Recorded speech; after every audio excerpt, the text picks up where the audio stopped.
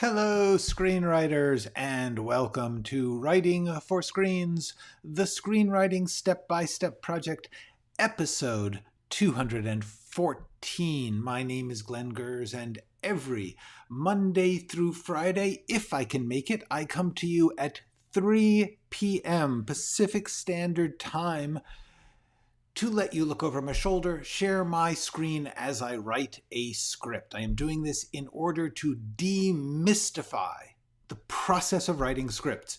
I am not trying to tell you how to write a great script. I'm not trying to tell you what kind of script can sell. I am just trying to talk to you about the part of screenwriting that I think screenwriting teachers don't focus enough on, which is the process, the day-to-day work, the steps it takes to get whatever it is you've got in there down into script format. And so I'm just walking through the process that I learned in a 25-year career writing for TV and movies. I had to teach this to myself because there really wasn't that much when I was starting out in the way of script writing teaching. Now there's frankly too much. So I'm just trying to add this one practical side note, which is doesn't matter what you're writing, doesn't matter what style, it doesn't matter what genre, it doesn't matter whether it's TV or movies or web series or games. It still is a process of getting to the form on the page from the abstract thoughts and feelings you've got. And that process is really the only thing that you can work on consistently.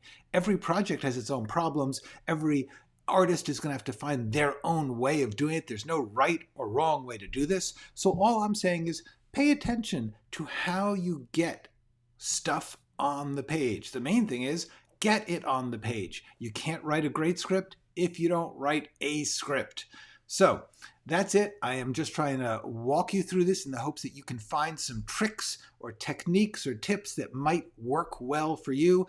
If what I'm doing doesn't work for you, don't do it. Don't even think about it. And you do not have to watch all of these. I'm just doing this every day in the hope that people will stumble upon it and get some ideas that will help them.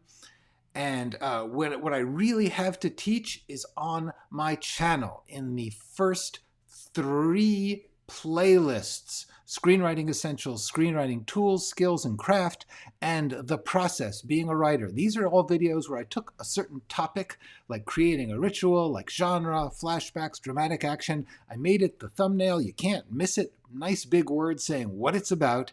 And then I tried to do a 10-minute video where I boiled down what I think is useful into very practical, useful tools, skills, steps. I don't have a grand theory. I don't think there is a grand theory. I think everybody's got their own theory, and every theory is interesting, but you've got to figure out your theory. So that's what I'm doing here. Hello, Donna. Hello, Di. Hello, Lucas. Lots of people here to say hello to. As we get started, I'm going to get back to the steps that I'm taking to rewrite my pilot script that I took on as a project here. Let's get this going. All right, so what I'm doing now is I'm just going through scene by scene. I'm starting in the beginning. Honestly, sometimes when you're doing rewrites, you don't go from the beginning to the end. You pick out a section that you think needs work. You just work on that a little. On another day, you work on another. And then at some point, you go through the whole thing. Then you go back and do bits and pieces here and there. You don't have to keep marching from beginning to end every time you look at the script. However, since it has been a while since I did a march through from beginning to end, that's what I'm doing now. Hello, this is Kitschy. Hello, Nathan. Good to see you again. All right, so I am blocking my screen. There we go. I am here. I got the first part of this scene pretty readable.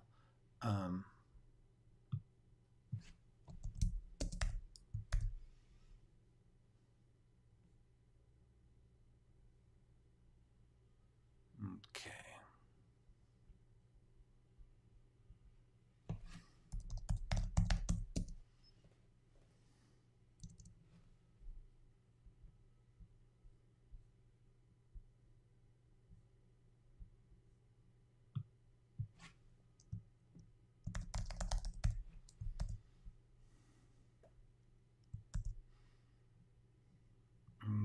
so hi, Jero. Is that how you pronounce that? Let me know. What's your point on writing with a theme in mind or discovering the story as you write? Interesting. We actually just talked about this just yesterday, I think. The main thing I would say is that you do not need to have a theme in mind when you start. That's not required. When people are talking about it, they emphasize that it's good to think about your theme. However, the truth is sometimes in the process, you're motivated by a character or a cool plot twist or a genre, whatever it is, and you don't really know what it is you want to say about that until you've worked on the story. And sometimes you discover what you want to say by writing it. That is a very common experience. At some point, you should think about what you are saying, because if you don't, you could say something you don't mean.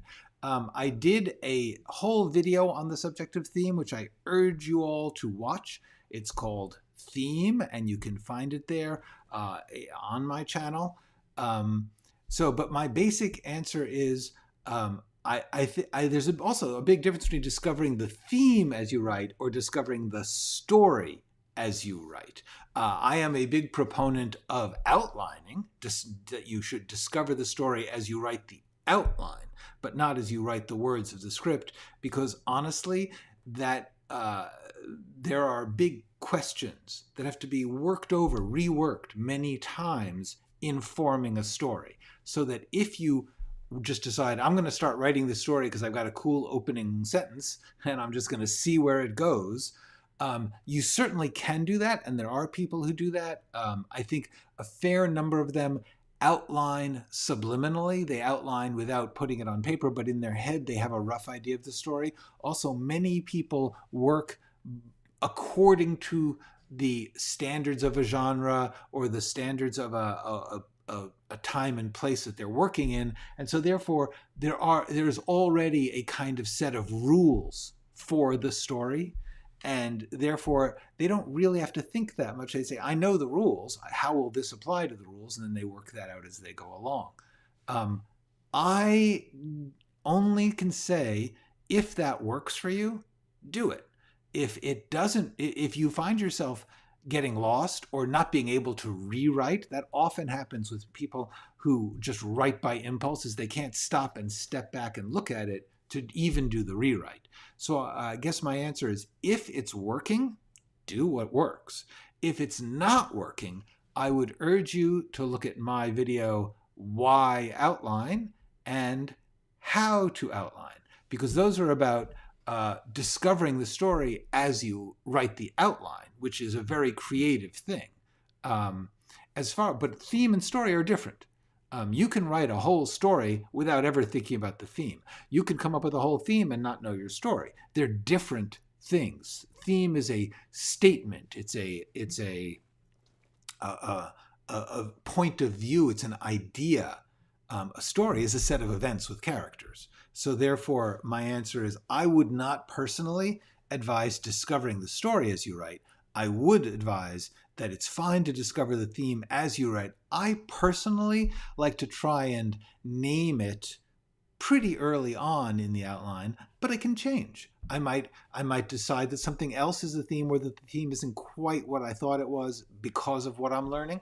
That's okay. There's no rules. Okay.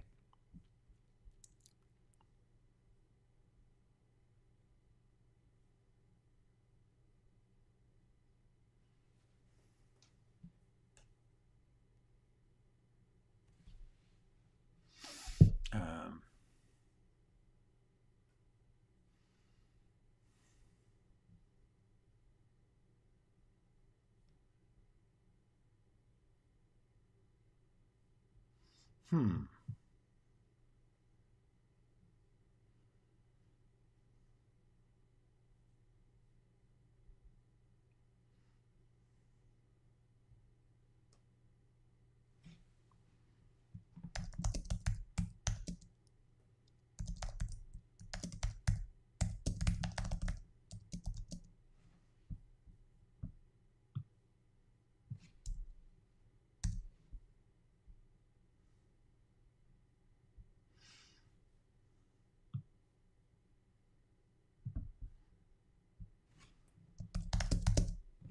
Not a name she knows.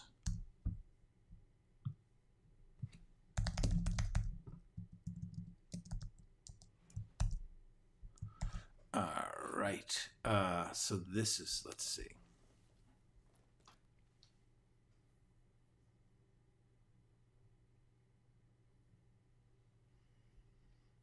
The website about unsolved cases, bulletin boards, chat rooms, people with nothing to do, so they do my job.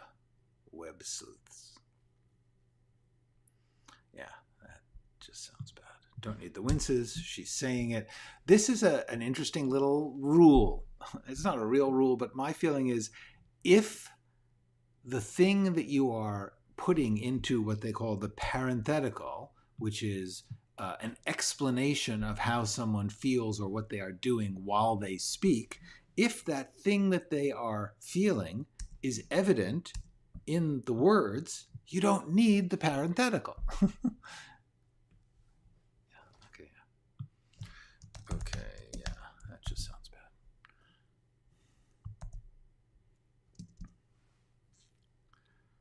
Maybe he took it the other way. Maybe he took it. If it was about him. If it was about him.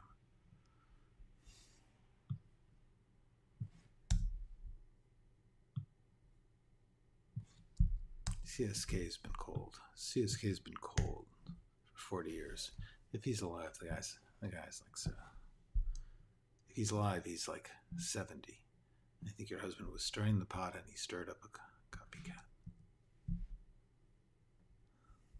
But I hope it is CSK, because then the FBI will take this mess off my hands. Okay. This is actually pretty good. I think if people would be able to play. The question I always ask myself when I'm doing dialogue is, will someone be able to act this? Will they be able to play this? Are there too many possibilities, or is it too obvious? It's got to be right there in the middle. I think this is playable. All right.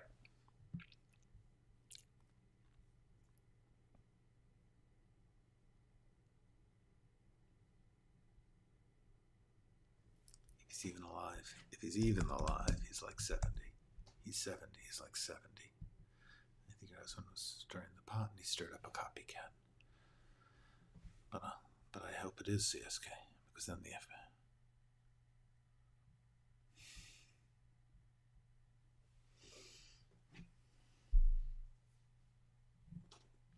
All right. So I'm trying to decide how much I want to narrate, to describe the way what Elms is feeling and thinking.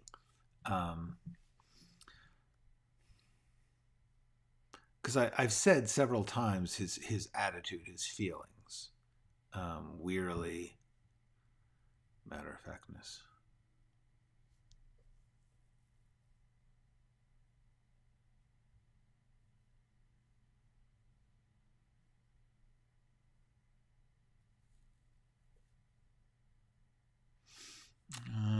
This is too narration-y.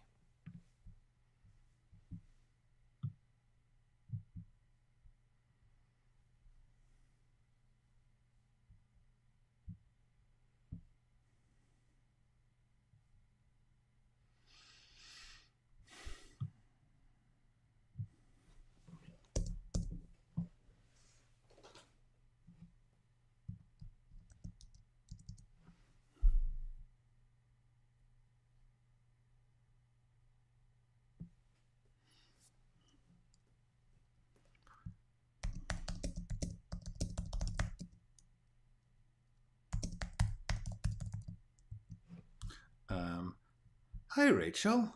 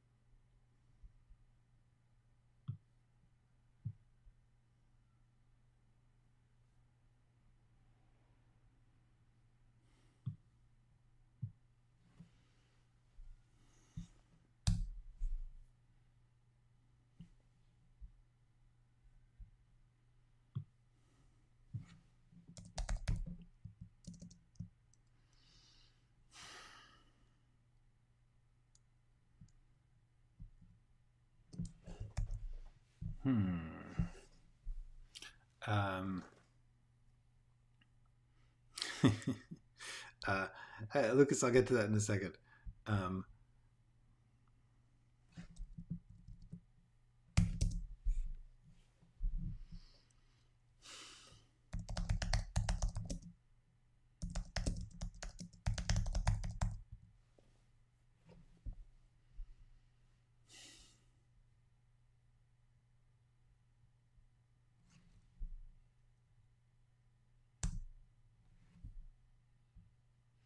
I'm thinking that I don't want to like I want to let the words, the the behavior and the things they say um, carry the tone. I'm realizing that the more I over describe their tone, the more that it's not working. This is really. I mean, the fact is, if she just, I do this text Elms in to suggest that she's taking a moment to make a decision, but I don't think I have to describe the decision because.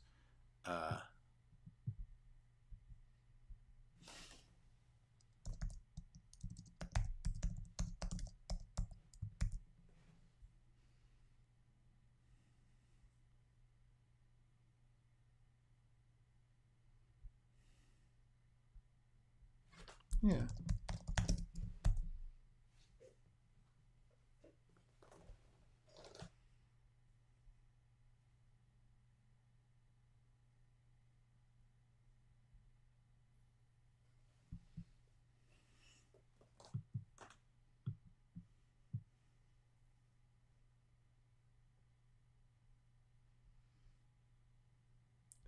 Okay.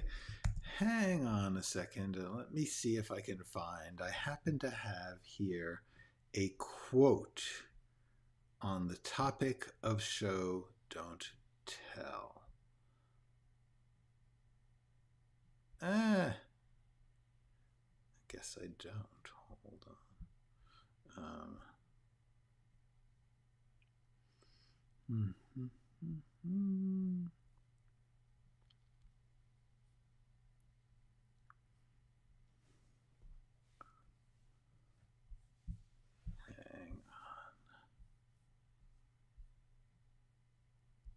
Oh gosh, I am sorry, but I'm looking for. There's a great quote about show don't tell, which I read recently, and I thought I had made into.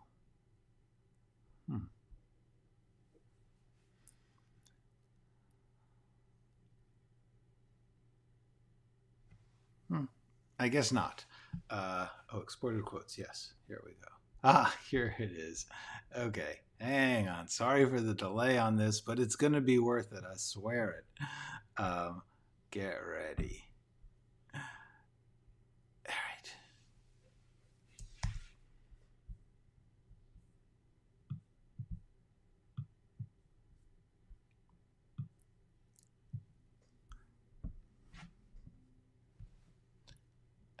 Here we go. Let me see if I can.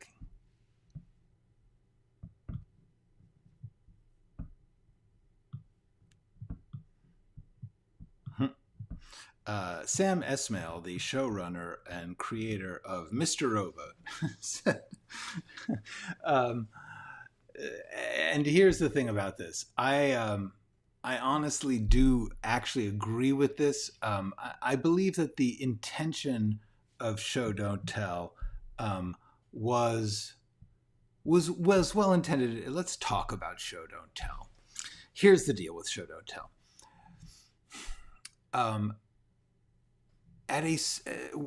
Motion pictures, when they began in the silent day, were very flexible. They were, in fact, all show don't tell because they were silent, right?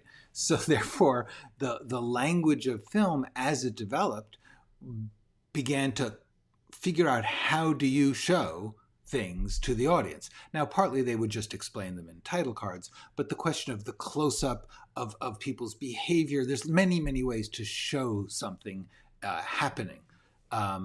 But what happened was when sound came in, the camera got locked down. They could only work inside the stage, the sound stage. And so for about 30 years, the golden age of Hollywood, movies actually got very talky and very stagey. And there was a lot of talking and things were very often explained. So what happened was, in the 50s and 60s, when people began to, first of all, break down the studio system and the studio rules, but also for the first time, film theory actually kind of began to develop. There hadn't really been much creative film theory in the first 50 years of cinema, because it was the first 50 years. Nobody took it seriously. It wasn't an art form, mostly. It was a commercial hack job. It was the equivalent of what people used to say about comic books. It was just dumb entertainment for people who couldn't think.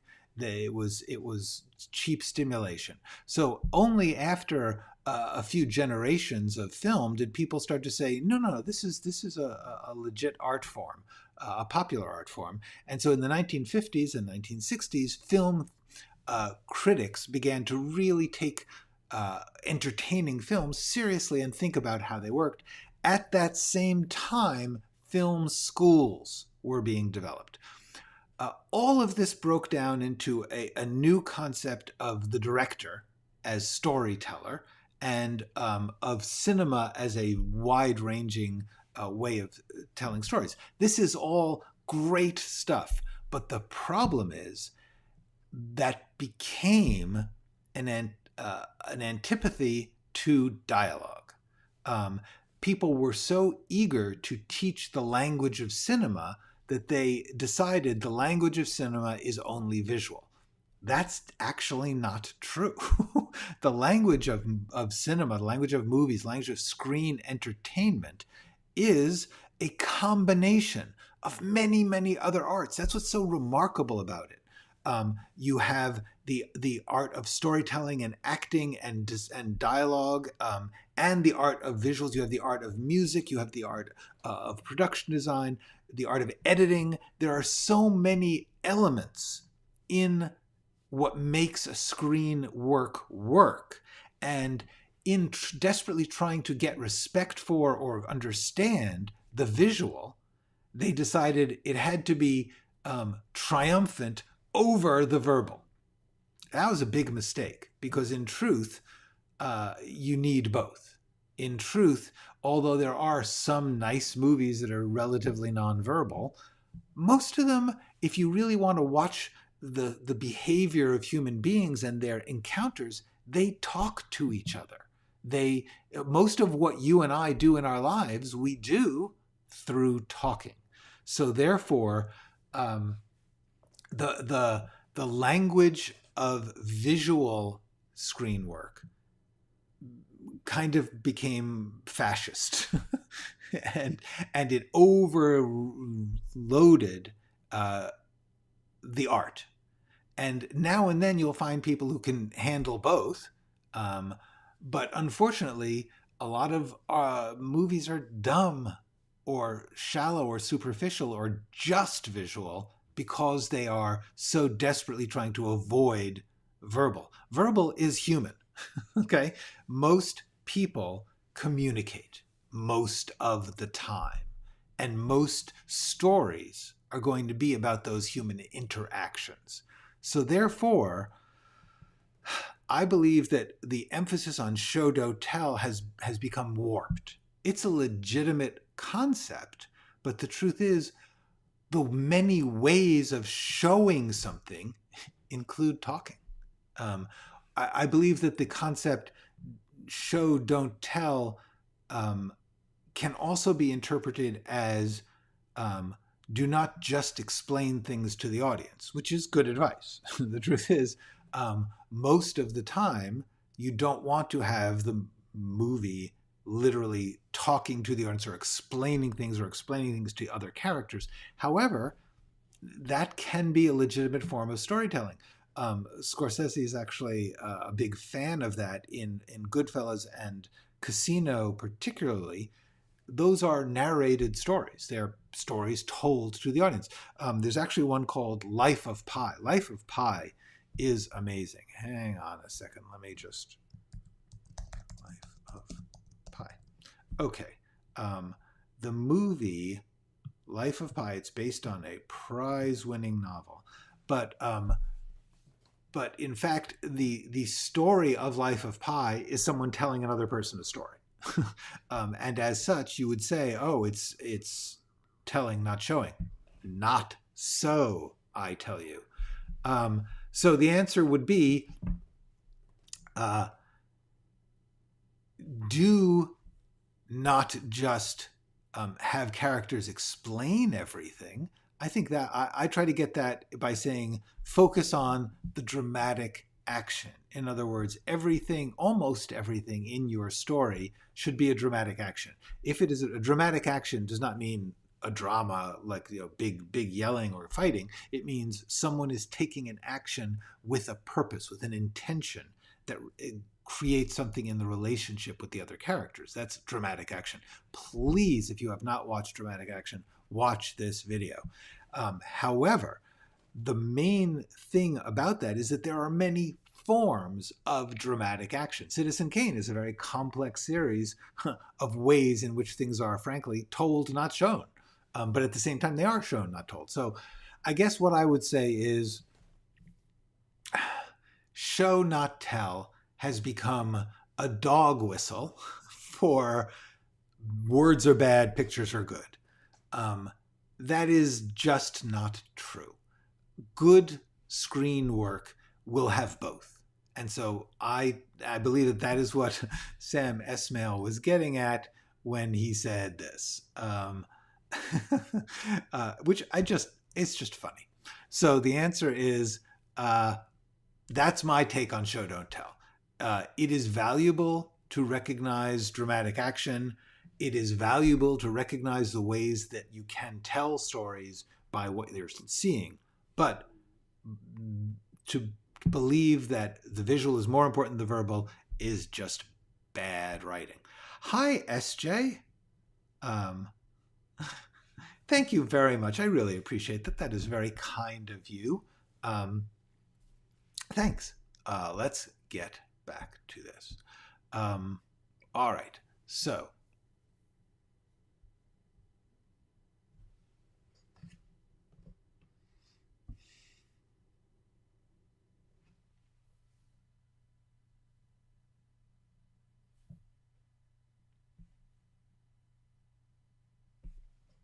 frustrated. I think he's frustrated here. I think I can say that here because I don't say it here.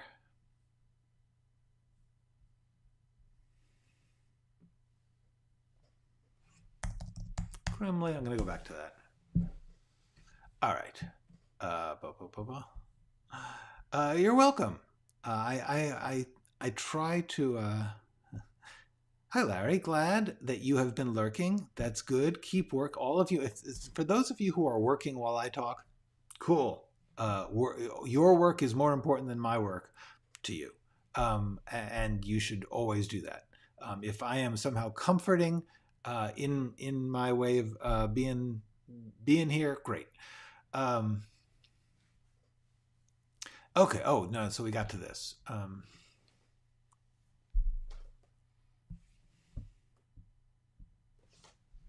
Okay.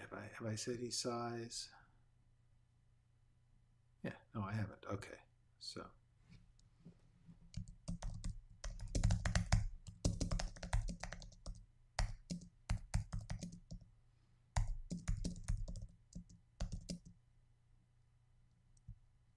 Is already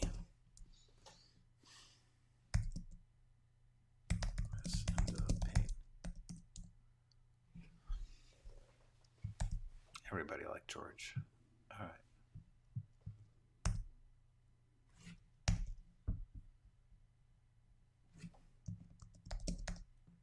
Tended bar at the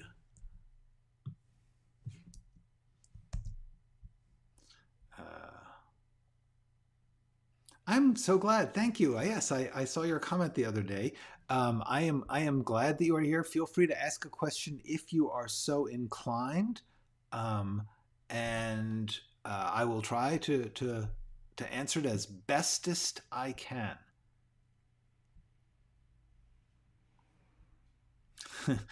Yeah, it's my green screen shirt.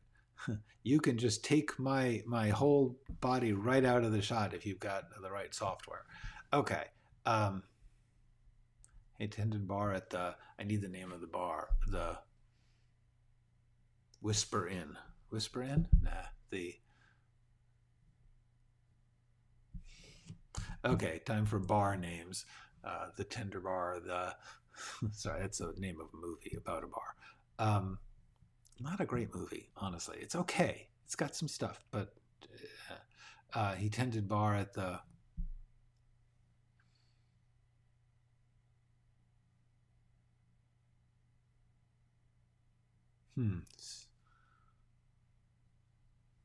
Bar name.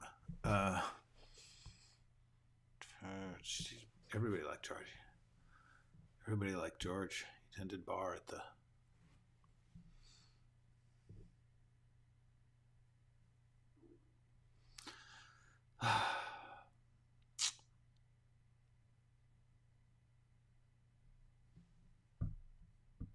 Everybody liked George. He tended bartender at the.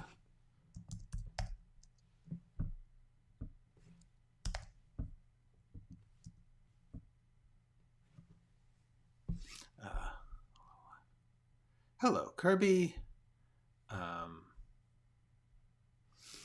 Bartender. Tended bar. Nah, tended bar is better. At the kaleidoscope. That's wrong.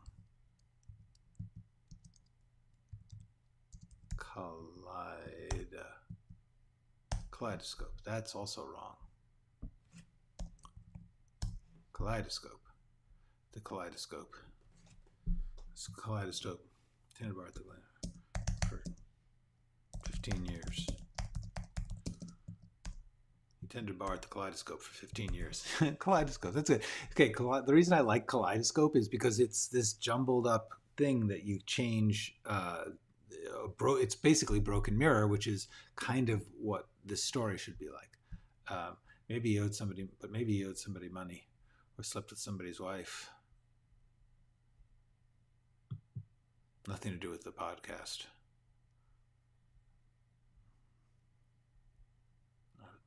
The perp just wanted to make it look like a geriatrics.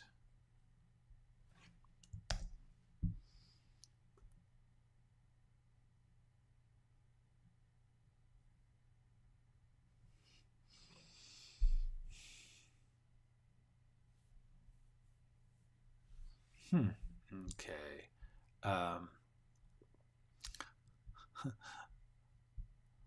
While we're at it, how do you come up with names for places? Is it hard for everyone, not just me?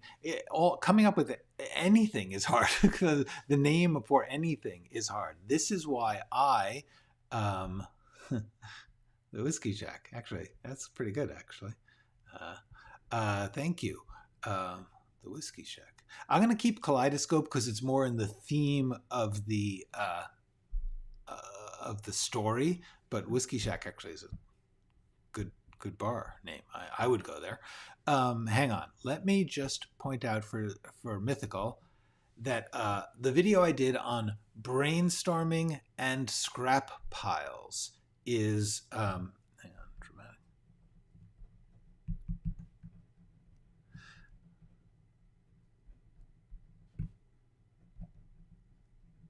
I'm trying to make a note of the videos I reference so that I can put them in the description, so that there's a link for those of you who are fans of clicking a link instead of looking it up, which honestly I am too. Anyway, so the answer is Mythical. The only way I know to do it is to make it kind of this ritual of I'm just going to throw down it. Like I have no idea where Kaleidoscope just came from. I don't know. But what I do know is the more you practice the spewing of random thoughts and writing it down, the more you start to just learn how to relaxedly free associate on a target, you would be surprised. The other thing is you don't do it all at once. You try it And then what happens is, if you have been, once you have started to try and figure out the name of something or someone, your subconscious then has like an open uh, hole there that it's saying, for the rest of the next couple of months, you will be kind of a little alert to things that could be names of bars, names of places, names of people. And the more that you keep those, the more you start the quest, the more that the open quest stays in your subconscious and it snags the answers later on. That's my thoughts on coming up with things. When in doubt, ask Google. Ask Google. I don't know. Yeah. No, I do not mind a little sharing. What I'm thinking now is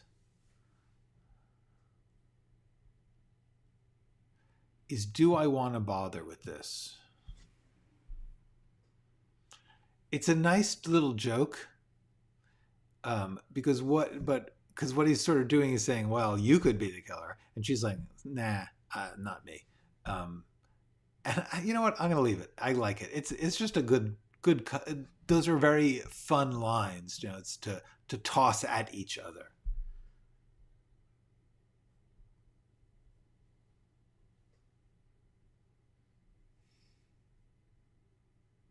Okay. Oh yeah, to spell something, absolutely. Yeah, absolutely. Okay. Um,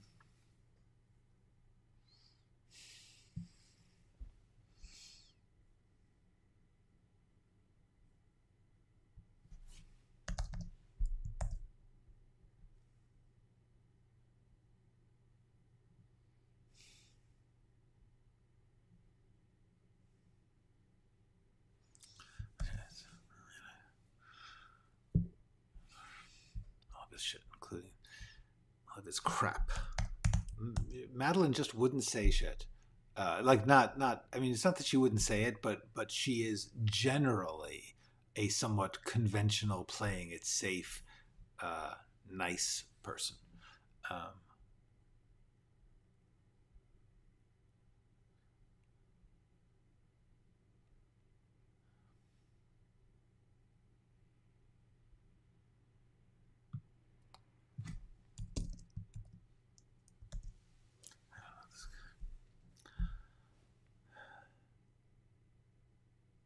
This is actually a really good speech already. I didn't realize it. I'm sorry. This is a lot for me. A man I haven't seen in 30 years made me responsible for his whole life, for all of his crap. See, because that's all of his crap, for all of his crap, including his murder.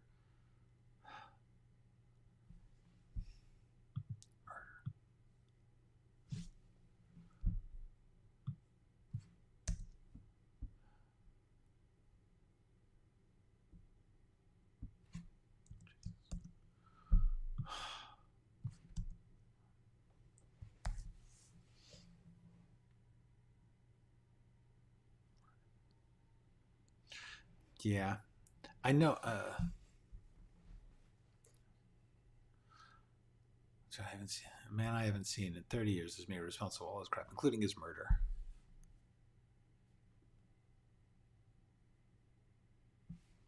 Yeah.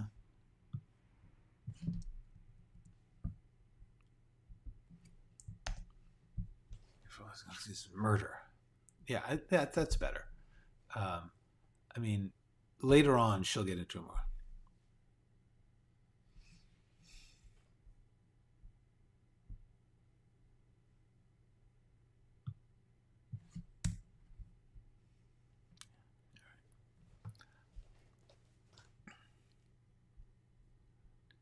Here a few days. No, I'm staying at the.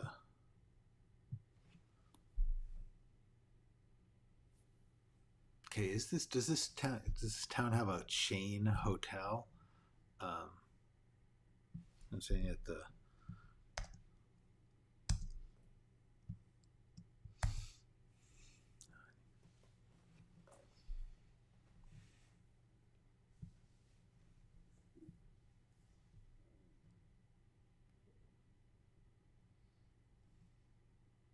I'm staying at the,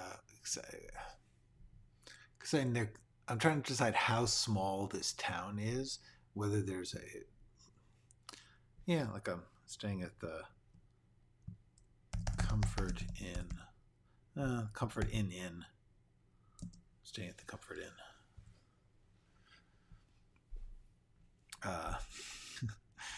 Yeah. No, I was running through. I mean, it's one of those things that I'm going to have to actually okay, this is one of those things. It's good to do. You put a brand name in. Eventually, when they actually make it, they're either going to have to get that cleared or by the legal department, or you're going to have to change it. But don't worry about it now. I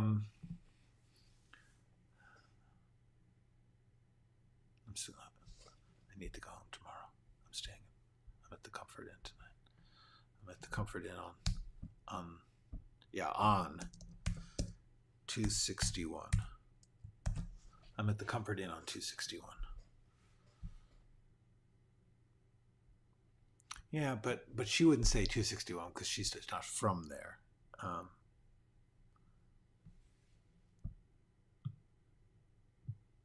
at the Comfort Inn. I'm at the... Yeah, okay, I'm going to do Ramada because there's no inn. What I'm trying to avoid is Comfort Inn or Days Inn or Holiday Inn in the nearby town. In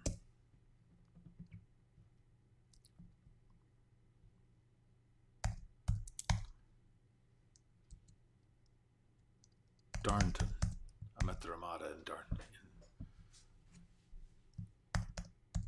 In Hillsville.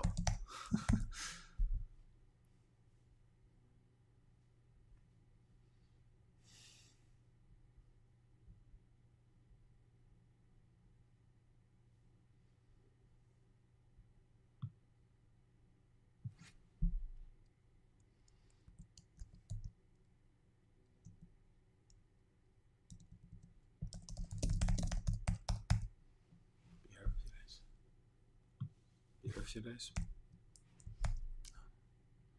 Ramada in Hillsville.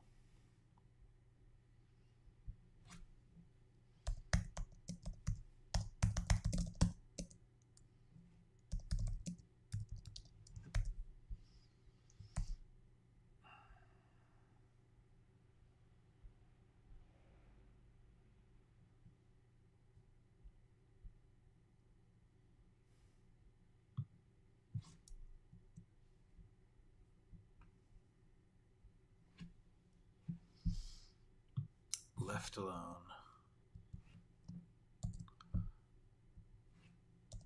Looking at George's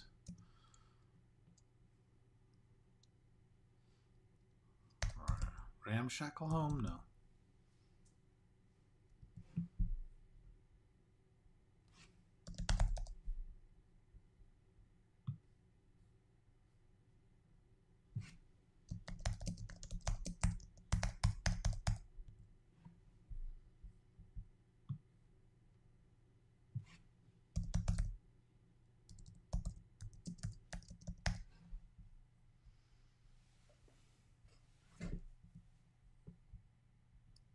Okay.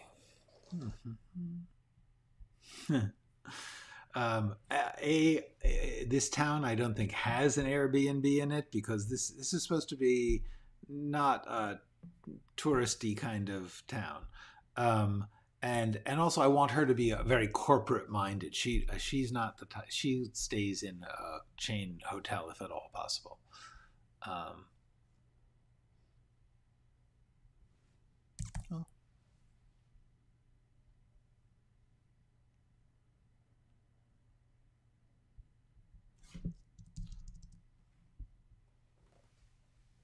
Okay. Now, all right. So, hey, we got a scene done. It's not bad. That's okay. Now, this next scene is in need of much work.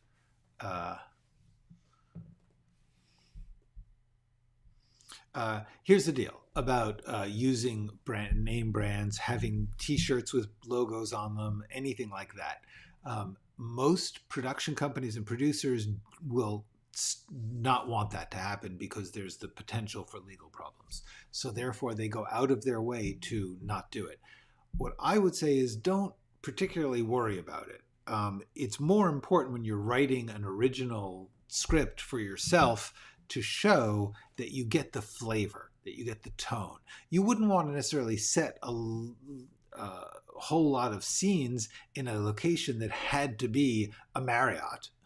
but if you called it a Marriott and then they had to make it something else, they would. Not a problem. So don't over fret about it. But just like you don't want to use songs, specific songs, you can say it's like, whatever song it is, but you don't want to actually say we're using Stairway to Heaven because you don't have the rights, and you probably can't afford them. All right. There it is. Writing for Screens Airbnb. No, I will not. No, you can't come stay with me. Sorry. It's lovely to have an hour with you now and then with the safety of a screen between us, but sorry. I apologize, but I am not doing a theme park or an Airbnb. All right. Okay.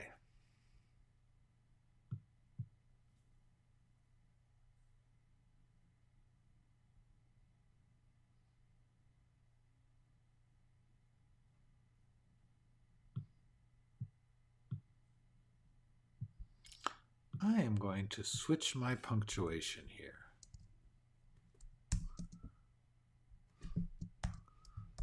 All right.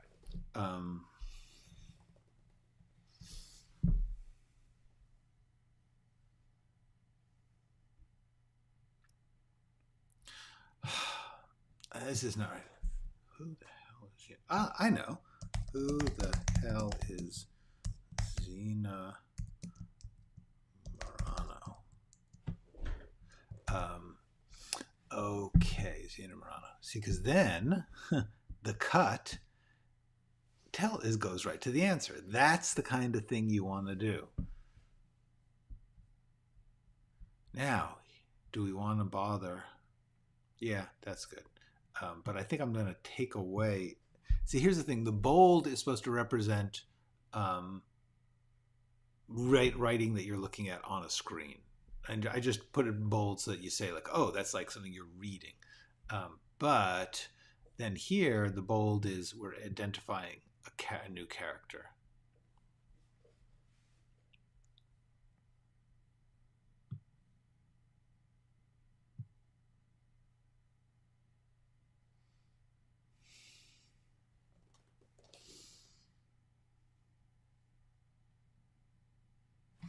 See, do we need that?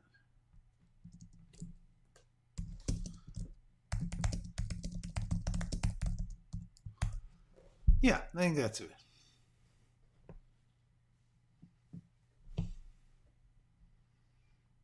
I think we understand that she's saying Zena has called 12 times.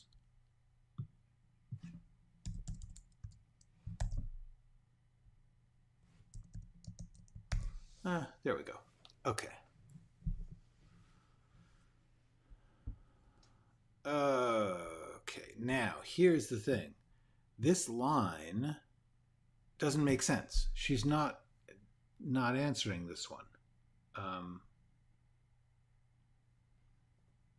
Or is she? I think she's going to answer it.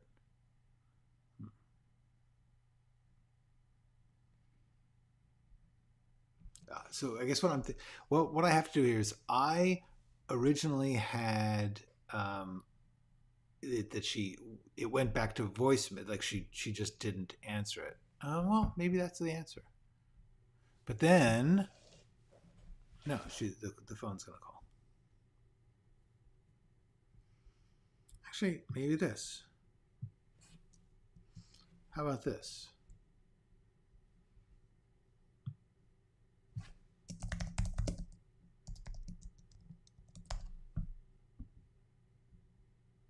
That's it.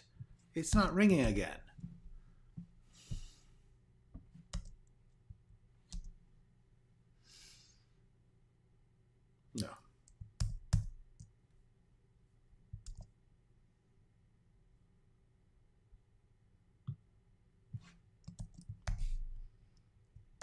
There we go. See, we solved it. I think I'm going to stop here because we're about to get into a real nightmare of a scene. Well, not really. This whole thing, this is not quite there yet. It's close, but it's not quite there. So I think I'm going to just step away because we're at the end of the hour. I don't want to start something that I'm going to stop in the middle of. And so therefore, I think I'm just going to say, see you tomorrow. How's that sound to you? I'm gonna vamp for a minute in case anyone has a question. I'll do. I never know how long the delay is between what I'm saying and when somebody. Oh, thank you. I saw a thumbs up. Questions? You got a minute to ask me a question? Okay. What does continuous mean in the headline? Yes, continuous. That's a fair question. First thing you should do is go to my my video, Script Format Made Easy. Script Format Made Easy. Format. Okay, just writing it down so I can put the link in the description. Script Format Made Easy describes, this is called a slug line or a scene heading. It's one of the 6 basic pieces of script format, and it is the worst one, the most useless one, the one you should do the least with. But I really get into it in that video, Script Format Made Easy. Go there.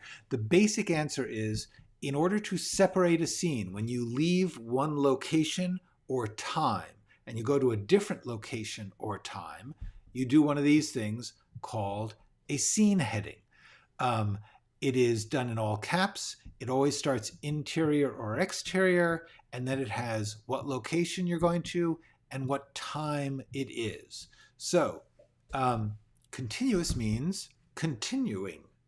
In other words, this moment happens continuously right after the last one, whereas it could be the next day, the same time, etc. Or it could be day or night. But the answer is, actually, I'm going to change this one because now it's the same time. The answer is the slug line, which I describe in detail and talk about in detail in that video. Sometimes you will say continuous because the last scene, while it may be in a different place, is continuous in the action. Like people are walking from one room into another, and you want to divide those scenes because one is in the location of the living room and one is in the kitchen. So you would write interior living room. She starts talking and she walks out. New line, interior kitchen, and then continuous because the scene is continuing, and that's what continuous is. Okay, I have taught a little lesson. And with that, I say to you all, if you could give a color to the scene you just wrote, what would the color or colors be? That's a fun question. The scene I just wrote, the one with the garage and the cop, to me, kind of blue-green. It's kind of a dark blue-green. It's partly because of the ruralness, partly because of the police officer in their uniform, partly because of the sense of loss, blue, more on the sad end of the spectrum, or anyway. You asked. Nice time. Okay, with that, I am going to say, go write something. See you tomorrow.